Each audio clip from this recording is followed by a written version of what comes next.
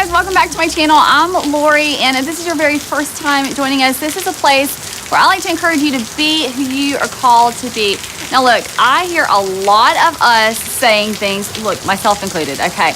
Well, a lot of us say things like, I just want this awesome faith. I want to be everything that God has called me to be. I want this super amazing, close relationship with the Lord. But let's just get real with ourselves for a little bit, right? I think a good question for us to ask ourselves is, are we really willing to do whatever it takes, go through whatever it takes to have those things? I want to share with you something from 2 Corinthians. It's in chapter 11. We're going to start at 24. And it's about the Apostle Paul's life. It's a little insight into his own personal life and ministry. And I know a lot of times we look at his life and we're like, oh, he's this man of awesome faith. He's this powerful leader. Has this incredible ministry. And yes, those things are true and they're amazing to read about. But let's read some of the things that he's had to go through to be who he's called to be, right? To fulfill his purpose. So we're going to start again at 2 Corinthians. It's chapter 11, verse 24. And it says this: 5 times I received from the Jews the 40 lashes minus 1. 3 times I was beaten with rods. Once I was pelted with stones. 3 times I was shipwrecked.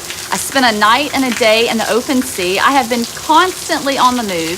I have been in dangers from rivers, in danger from bandits, in danger from my fellow Jews, in danger from Gentiles, in danger in the city, in danger in the country, in danger at sea, and in danger from false believers. I have labored and toiled and have often gone without sleep. I have known hunger and thirst and have often gone without food. I have been cold and naked. Besides everything else, I face daily the pressure of my concern for all the churches. And he goes on in 29 and he says, who is weak and I do not feel weak? Who is led into sin and I do not inwardly burn? And so he goes on and on, right, about the things that he has to go through, about how he struggles with sin. He struggles with being weak. He struggles with the pressures of him thinking about the churches that he's trying to lead. All the while, he's explaining to us these incredibly humiliating experiences in his life that he's had to go through, that he would not have had to go through, by the way, if he had just stayed on the nice little comfortable path that the Pharisees had for him. But no, God, when Jesus came to him, he said, no, I can't do that anymore because I believe, I see that God's word is true. I see that who he's called me to be is more important than my need to be comfortable. And so I think that's a good question for us. I think it's awesome for us to want that powerhouse faith, right? That faith that moves mountains, that faith that, where we see God healing people, right? And I think it's awesome that we want to have that amazing relationship with the Lord and that we want to fulfill our destiny and do all these incredible things. Yes, that's awesome. But the good question for us is, are we willing to go through whatever it takes to fulfill that? And I know this is not an awesome pep talk, but it's real, right? I mean, that's what God's word says, is that we have to be willing to lay down our life for the sake of the gospel. And are we really willing to do that?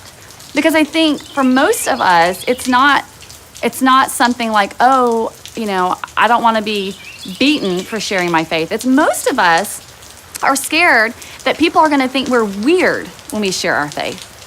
I mean, we've got to look at these things from a completely different perspective, that if we want to obtain the faith that we talk about, right, the faith that we say that we want, then we're going to have to, give in a little bit more than just looking weird, right? Or just being uncomfortable, right? I mean, even with my own YouTube channel, it's like, I believe that God's called me to make videos, but I could and have easily kind of looked at my views, right? Like, oh, my videos aren't getting enough views. Like, oh my gosh, maybe I shouldn't do this anymore. No, but Paul's talking about being shipwrecked and naked and going hungry and being beaten because of who God has called him to be. And so this is something that really has just made me kind of go, oh, do I really believe that God has called me to go and make disciples? Yes, I do. This is a really, really good moment of conviction in my own life.